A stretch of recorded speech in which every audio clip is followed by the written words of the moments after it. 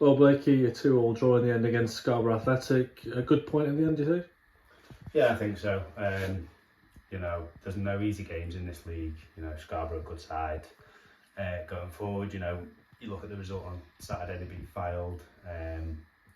So we knew it was going to be a tough game, but I think in the end, overall, probably the point was a fair result.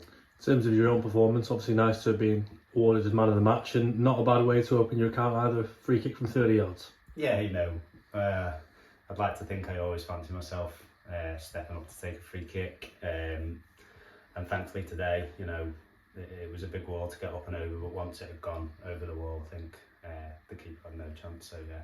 Would you say for the game as a whole, a fair reflection that it could have gone either way and probably a point was a fair result?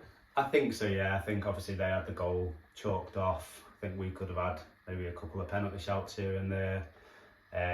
You know, and then Walks' strike at the end that obviously got disallowed. But I think overall, both teams would have took a point in the end, and I think it was a fair result. Was it a game that was maybe a little bit frustrating to play, and it seemed to be very stop-start, a lot of fouls, a lot given, a lot not given? Was it just one of those that you get every so often in this league?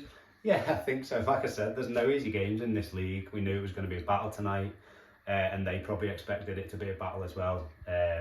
You know, it was a stop-start game. There's lots of fouls, niggly fouls here and there, and you know, it's one of them games. And like you say, you take a point and you move on to Saturday. All told then, 3 games in, 3 unbeaten, 7 points on the board, only 3 teams in this league, including us, that are unbeaten, and we take that on to Saturday away at Hereford.